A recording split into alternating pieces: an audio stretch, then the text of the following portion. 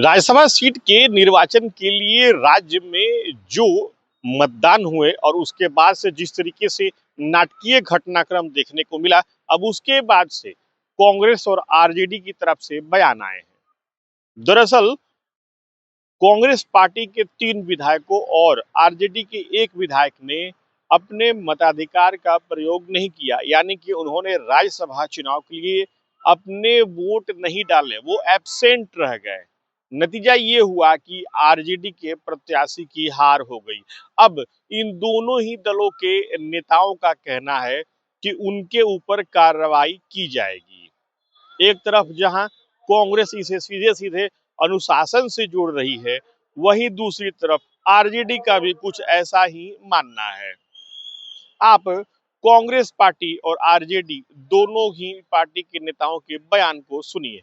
रूप से सामने आ गया है कि जिन लोगों ने पार्टी के विचारों के खिलाफ जाकर के, पार्टी के सिद्धांतों के खिलाफ जाकर के, पार्टी के द्वारा दिए गए उम्मीदवारों के खिलाफ जब वोट में शामिल नहीं हुए, तो इसका मतलब है कहीं ना कहीं उनकी मंशा उन लोगों के पक्ष की रही जो सत्ता में है, और सत्ता पक्ष को जिस तरह से लाभ पहुंचाने के दृष्टिगत राजनीति की गई वो स्पष्ट रूप से दिख रहा है। और सत्ता पक्ष ने लोकतंत्र को लोकतंत्र में बदल करके जिस तरह से कार्य किए हैं, ये लोकतंत्र और लोकतांत्रिक प्रक्रिया के लिए ठीक नहीं है। और ऐसे लोग चिन्हित हो गए हैं और ऐसे लोगों पर पार्टी के द्वारा कार्रवाई और कार्रवाई के संबंध में उचित समय पर उचित तरीके अपनाए जाएंगे। देखिए, इस घटना से पार्टी का अनुशासन टूटा है, लोकतंत्र की मर्यादा लांछित हुई है। निश्चित तौर पर पार्टी अपने संविधान के मुताबिक इस पर कार्रवाई करेगी। ये कोई मामूली घटना नहीं है।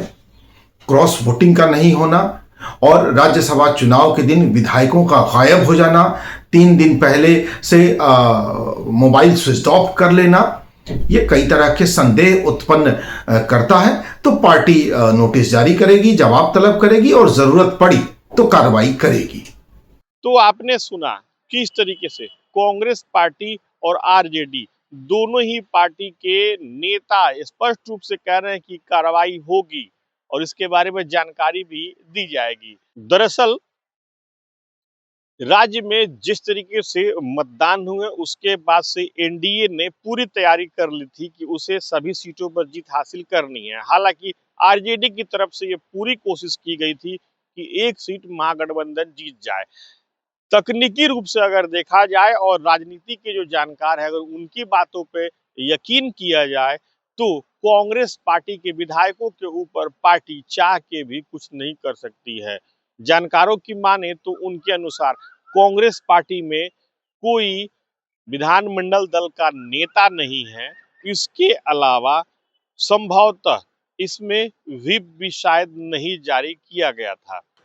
अब देखना ये होगा कि अपने इन विधायकों के ऊपर इन दोनों ही पार्टियों की तरफ से कब कदम उठाए जा रहे हैं। संकेत कड़े कदम उठाने के दिए जा रहे हैं, लेकिन वो कड़े कदम कब और कैसे उठाए जाएंगे, इसके लिए इन दोनों ही पार्टियों की तरफ से की जाने वाली कार्रवाई पर नजर रहेगी। Sujit Kumar, TV 9 digital, Patna.